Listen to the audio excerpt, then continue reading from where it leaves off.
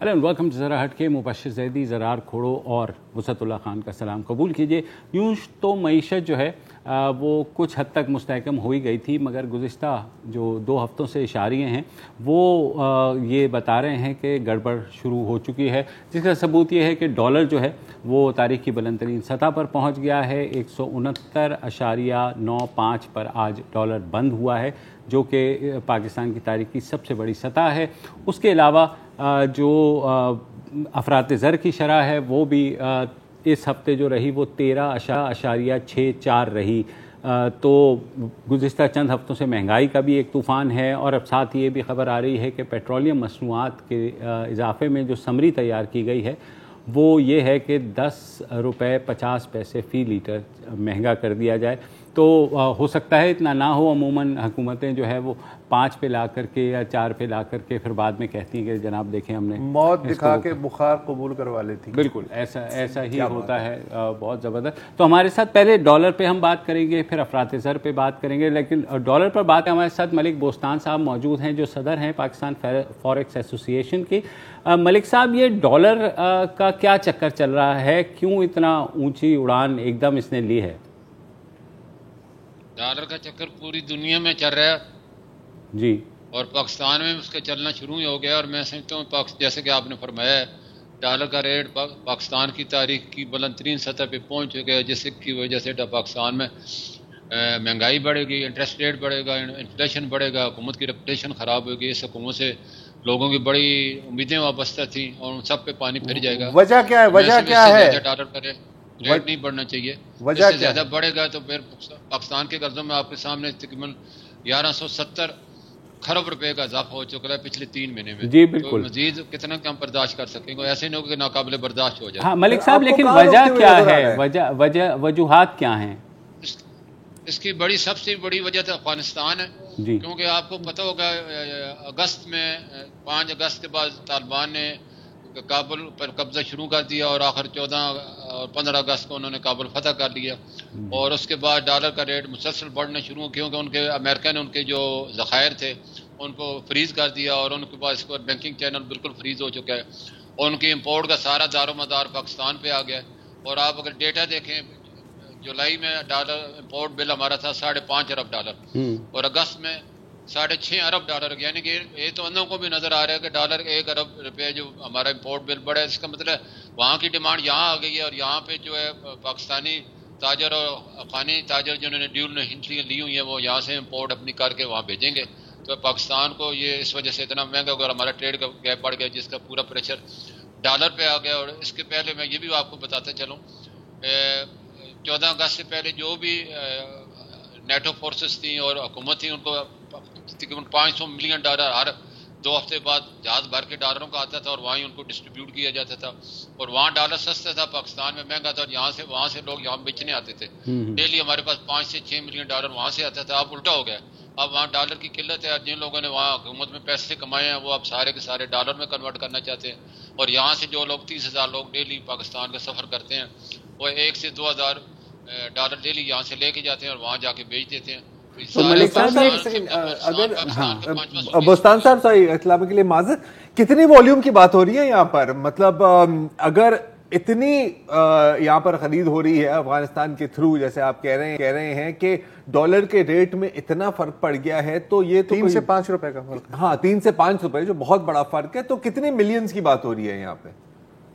देखो जी, मैंने जो फ्री मार्केट का तो 1 से 1.5 मिलियन जा रहा है। फ्री मार्केट का मतलब है जो लोग बाई हैंड ले जाते हैं, क्योंकि $10,000 हर आदमी को अलाउ होता है और जो कोई 10,000 ले जाता है, कोई 500 ले जाता है, कोई एवरेज हमारे पास जो पिशावर की मार्केट है वो इस वक्त डेली 1 मिलियन से 1.5 मिलियन डॉलर। ये तो फ्री मार्केट की मैं बात कर रहा हूँ।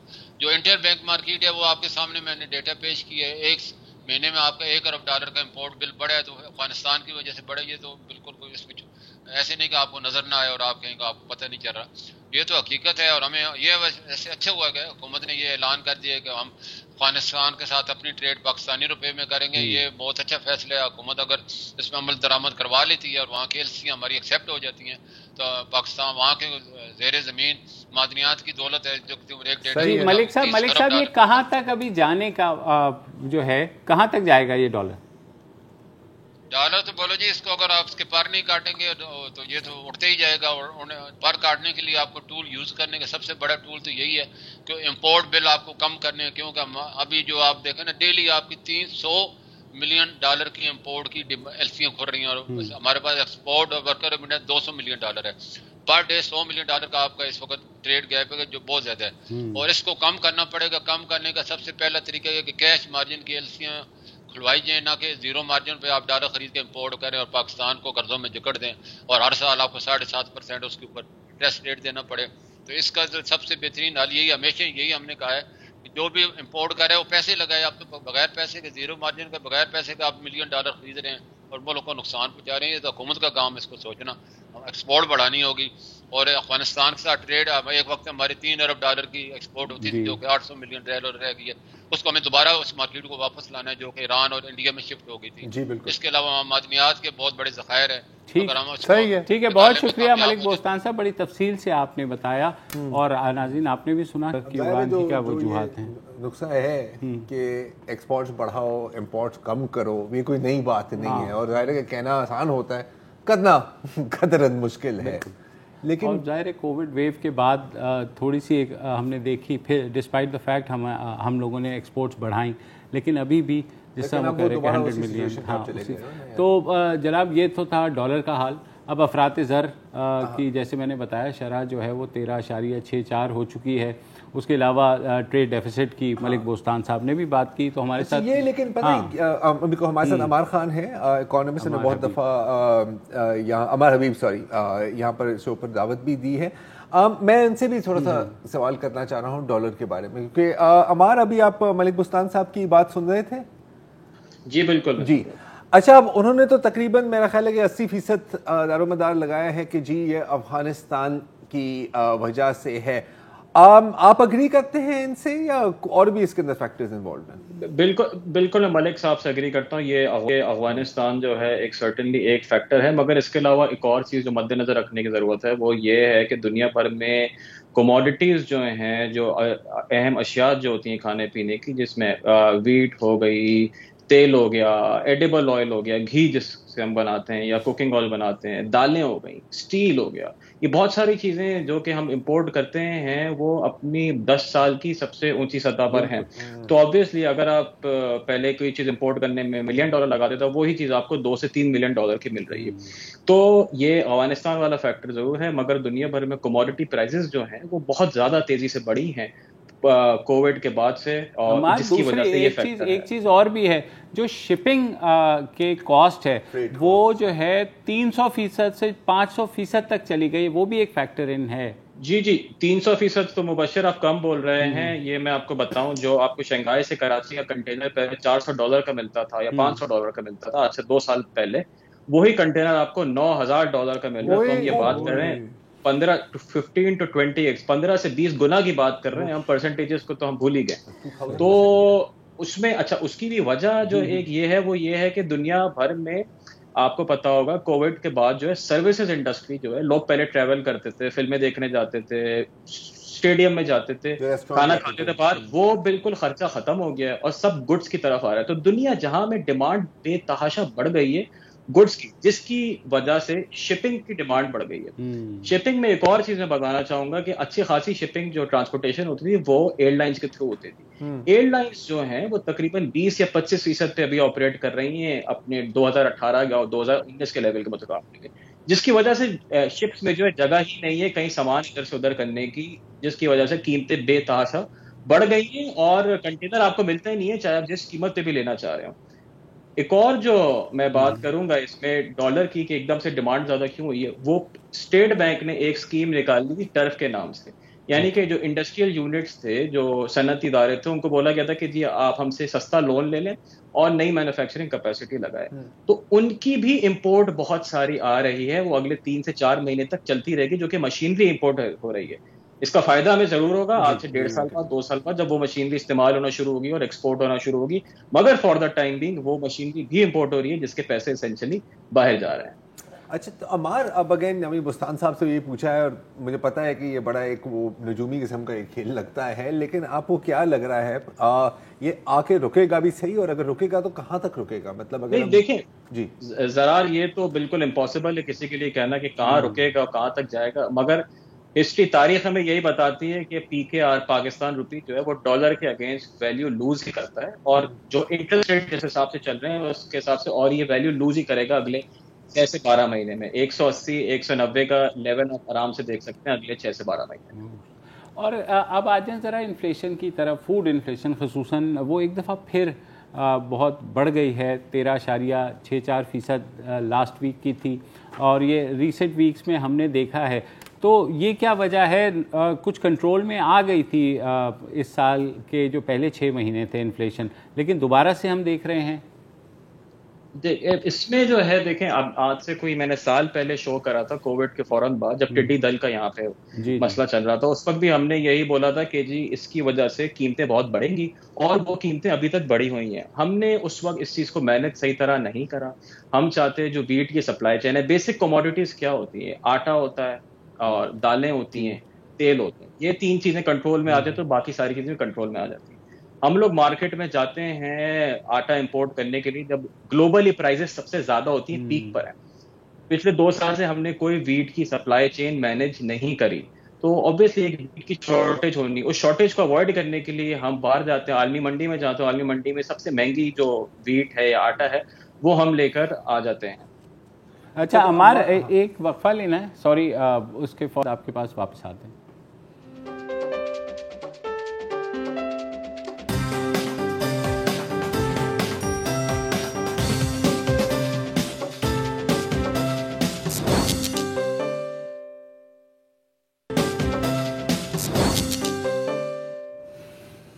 Welcome back. اور ہم بات کر رہے ہیں افراط زر پہ, اور مسئلہ یہ ہے کہ جیسے ہم ہمیشہ کہتے ہیں مصیبت اکیلے نہیں آتی.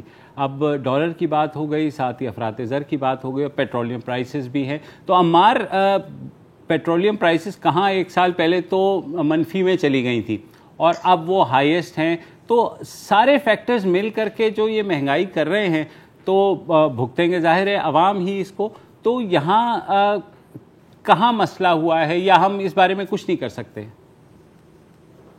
دیکھیں مبشر, انرجی کے بارے میں جب یہ تیل کی جو قیمتیں ہیں اس کا تو ہم واقعی کچھ نہیں کر سکتے. جو عالمی منڈی میں جو قیمتیں ہیں انہی کو ہمیں فالو کرنا ہوگا. حکومت کے پاس ایک ٹول ہوتا ہے ٹیکسز کا, کیونکہ تقریباً 30 سے 35% یا کبھی کبھار 40% جو پیٹرول کی قیمت ہوتی ہے اس میں حکومت کے ٹیکسز ہوتے ہیں. تو اس چیز کو وہ ضرور ایڈجسٹ کر سکتے ہیں پیٹرول کی قیمت کو مناسب کرنے کے لیے, تھوڑا عوام کو ریلیف دینے کے لیے. مگر وہی والی بات ہے کہ جب تک عالمی منڈی میں قیمتیں کم نہیں ہوتی تو ہم زیادہ کچھ نہیں کر سکتے. اور یہ جسے کہتے ہیں نا ایک ڈبل وہمی ہو جاتا ہے کہ ایک عالمی منڈی میں قیمتیں بھی چڑھ رہی ہوتی ہیں اور جو پاکستانی روپیہ ہے وہ اس کی قیمت بھی گر رہی ہوتی ہے.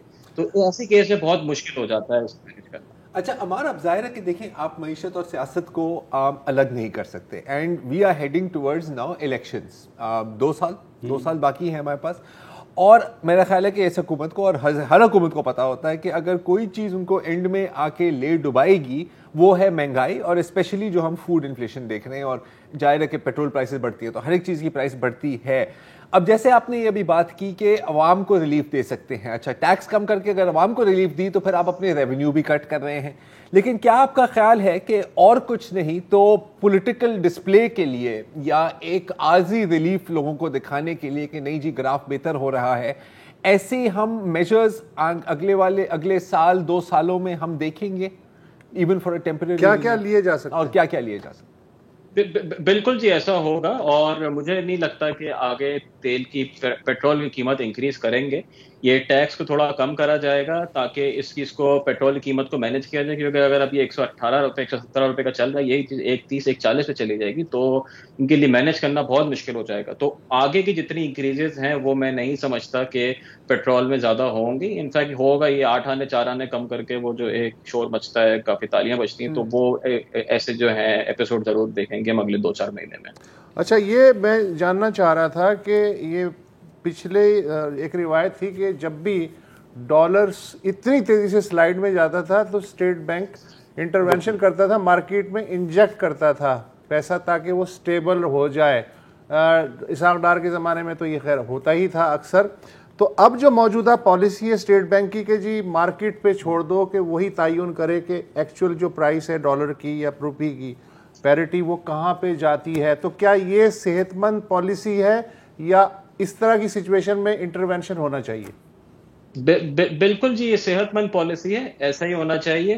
دیکھیں ابھی جو ہم امپورٹ کر رہے ہیں, اگر ہم کھانے پینے کی چیزوں کو ہٹا دیں تو ہم گاڑیاں امپورٹ کر رہے ہیں, ہم اسٹیل امپورٹ کر رہے ہیں, ہم وہ ایسی چیزیں امپورٹ کر رہے ہیں جن کی جو کہ آپ کسی تھوڑی بہت ایک لگژری میں آپ کہہ سکتے ہیں.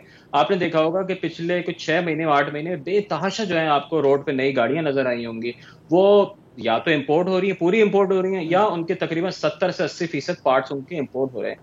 اس چیز کا امپیکٹ کافی ہمارے اس پر ہوتا ہے. اسٹیٹ بینک کو جو ہے بالکل انٹروین کرنا چاہیے. یہ انہوں نے ایک بہت اچھی پالیسی اس دفعہ اپنائی ہے کہ انٹروین نہیں کر رہے. اگر کوئی چیز مہنگی ہو رہی ہے تو ڈیفینیٹلی اس کی جو ہے ڈیمانڈ کم ہوگی اور آٹومیٹکلی اس کی پرائس ایڈجسٹ ہو جائے گی.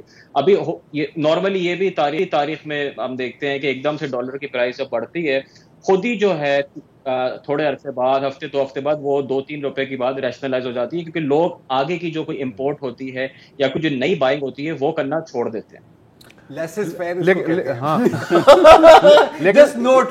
دفعہ اس لیے ایسا ہوتا نظر نہیں آ رہا کہ جو اسٹیٹ بینک کے گورنر ہیں انہوں نے کہا ہے کہ یہ جو ڈیفیسٹ ہے یہ اور بڑھے گا اگلے مالی سال میں بھی. تو جو امپورٹرز ہیں وہ گھبرا کے ڈالر زیادہ سے زیادہ ذخیرہ کرنے کے چکر میں ہے برے وقت کے لیے. تو یہ تو سلائیڈ مجھے رکتی نظر نہیں آ رہی. بالکل ایسا ہی ہے. اچھا ایک چیز اور ہے جو کہ ہم اس پورے ٹکر میں نہیں لیے, وہ ہے ویکسین کی امپورٹ. سمجھے 600 سے 800 ملین ڈالر کی تو صرف ہماری ویکسین کی امپورٹ ہوئی ہے, اور آگے جا کے یہ بڑھے گی. یہ ایسی چیز تھی جو کہ پہلے نہیں ہو رہی تھی, مگر اب آگے جا کے. اچھا عمار, اب دیکھیں اب یہ تو بالکل دیکھیں جو فریٹ پہ جو ڈیمانڈ آئی ہے وہ بھی آپ کہہ سکتے ہیں کہ چلو شاید ٹیمپریری ہو until everything opens up. یہ جو آپ نے بات کی ویکسینز کی, یہ تو آپ کو کرنی تھی, اور یہ بھی مطلب اب میرا خیال ہے کہ اگلے دہائی تک تو نہیں چلتی چاہیے انشاءاللہ. ایونچولی تو بات وہاں پر ہی آ کے پھنس جاتی ہے نا کہ جی ایکسپورٹس کو زیادہ بڑھاؤ, امپورٹ کو کم کرو. اچھا امپورٹس کو بھی کیسے کم کرنا ہے کہ آپ امپورٹ سبسٹیٹیوشن کریں. اچھا امپورٹ سبسٹیٹیوشن آپ اس وقت نہیں کر سکتے جب تک آپ کے پاس مینوفیکچرنگ نہیں ہے, اور یہ جب سب آپ کر لیں گے تو اس کے بعد سی پیک کے جو قرض ہیں ان کی میچورٹی کا وہ تو چھوڑ ہی دو نا یار ابھی کے لیے, وہ تو رول اوور ہو رہے ہیں وہ اس کے لیے بھی میٹنگ. اچھا چلو شکر اللہ تعالیٰ. چلیں آپ کا یہ سوال, اس سوال کا جواب مل گیا آپ کو فار ناؤ. ہاں تو عمار یہ جو ساری چیزیں ہیں جب ہم ہمیشہ بات کرتے ہیں امپورٹ سبسٹیٹیوشن ایٹسیٹرا ایٹسیٹرا, میں یہ نہیں کہوں گا کہ کیا یہ ممکن ہے یا کیا یہ ہو رہا ہے, لیکن کیا ایسی پالیسیز ان پلیس کی گئی ہیں کہ یہ کسی دن آنے والے سالوں میں ہم یہ دن بھی دیکھیں کہ یار بالکل ہم نے امپورٹ سبسٹیٹیوشن مینیج کر لی ہے؟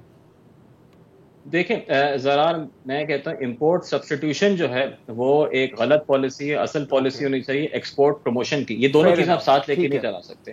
ایکسپورٹ اگر آپ کچھ بنا کے کر رہے ہوں گے تو اس کے لیے بہت سارے کمپوننٹ ایسے ہوں گے, بہت ساری چیزیں ایسی ہوں گی جو کہ آپ کو امپورٹ کرنی ہوگی. آپ کا کام یہ ہونا چاہیے آپ امپورٹ کریں, اس پہ ویلیو ایڈ کریں اور ایکسپورٹ کریں. ہم جب اس چیز سے فوکس کرتے ہیں کہ ہم امپورٹ سبسٹیٹیوشن کریں گے, اس سے ہوتا یہ کہ قیمت جو ہے آٹومیٹکلی بڑھ جاتی ہے, چیزیں اور مہنگی ہو جاتی ہیں, اس سے کم نہیں ہوتی.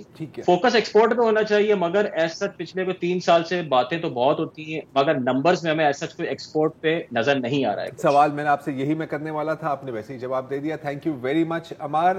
یہاں پر ایک وقفہ ہے اور اس کے بعد الیکشن کمیشن پہ بات.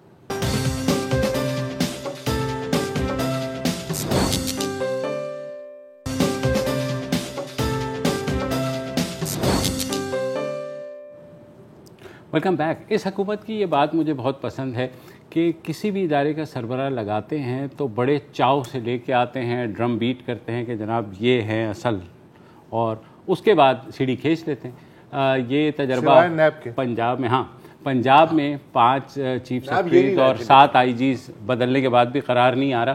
اب سینگ پھنسائے ہیں انہوں نے چیف الیکشن کمشنر کے ساتھ, جو کہ سکندر سلطان راجہ, جن کو جنوری 2020 میں بڑے چاؤ سے لے کر کے آئے تھے, اور حکومت نے کہا تھا کہ جی اس دفعہ دیکھیں گے آپ انڈیپینڈنٹ ہوگا, مکمل خود مختار ہوگا, اور یہ دیکھیں گے آپ الیکشن کمیشن. اس کے بعد کچھ ضمنی انتخابات ہوئے, خصوصاً ڈسکا کے ضمنی انتخاب کے اوپر جب الیکشن کمشنر صاحب نے اپنی انڈیپینڈنس دکھائی تو تب سے تھوڑی سی حکومت چونکی کہ بھائی یہ مطلب یہ والی انڈیپینڈنس.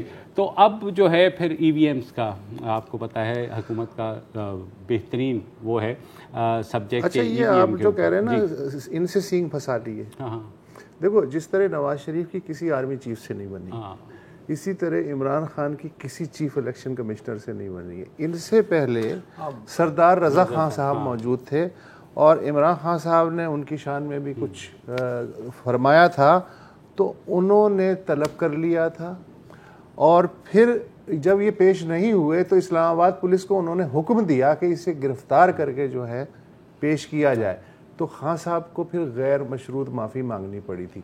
اب ان کی بجائے پھر اب سکندر سلطان راجہ آ گئے, کنسنسس سے آئے, لیکن یہ ہے کہ الیکٹرانک ووٹنگ مشینز کے اوپر جو ہے نا بہت ساری چیزیں یار, ڈسکا تھا, پھر فارن کرنسی کیس اٹکا ہوا ہے, جو پی ٹی آئی کی فارن فنڈنگ کیس ہے وہ اٹکا ہوا ہے, ای وی ایم ہے, لیٹسٹ ابھی کنٹونمنٹ بورڈ کے الیکشن کے لیے وفاقی حکومت نے کہا کہ صاحب فوج کو طلب کرنے کی اجازت دے, تو انہوں نے چیف الیکشن ہے کہ اس کی کیا ضرورت ہے, یہ تو کنٹونمنٹ کے الیکشن ہے, اس میں کون سی فوج ہے. تو یہ بہت ساری چیزیں ہیں. اچھا اب مسئلہ یہ ہے کہ انہوں نے جو طلب کیا ہے وہ جو لیٹر کے بارے میں بتاتا ہوں, پہلے ہم سن لیں کہ اصل مسئلہ ہے کیا وہ, کیونکہ وہ کہہ رہے ہیں ہمیں الیکشن کمیشن سے مسئلہ نہیں ہے, چیف الیکشن کا مسئلہ ہے.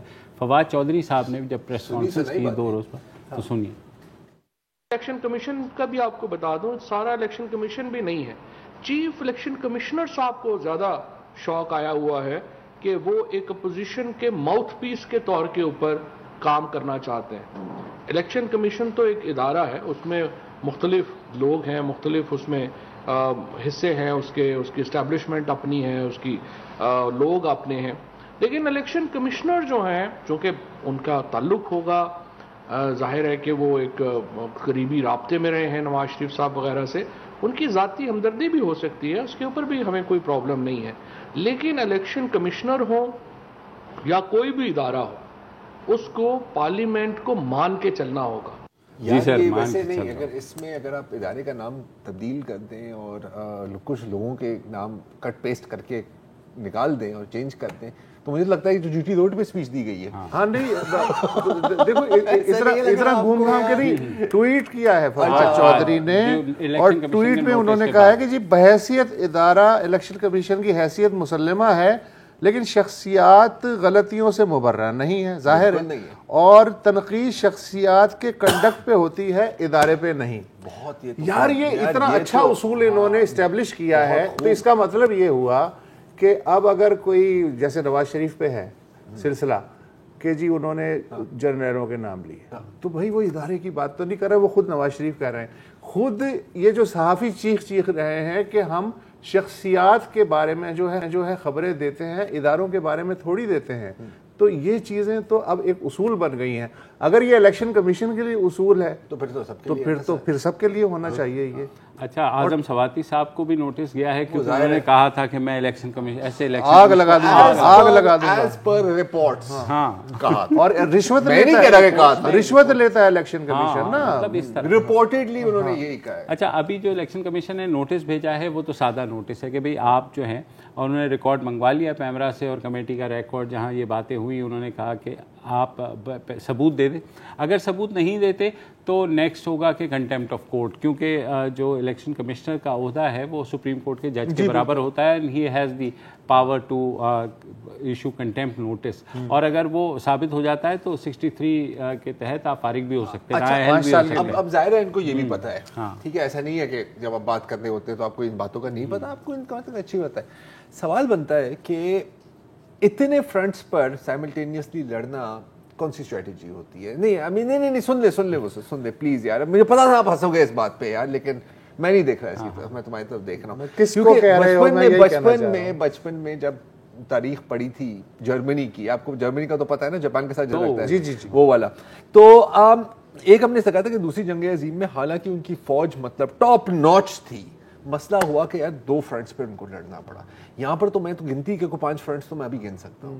تو یہ کیا فولشنس ہے یا یہ ایکچوئل اسٹریٹجی ہے. اور دونوں پہ میرا خیال ہے کہ وقفہ لیتے ہیں تو پھر تھوڑا سا آپ ہی سے سنیں گے کہ کیا ہے. نہیں میرے سے ہی سنیں گے, ظاہر ہے.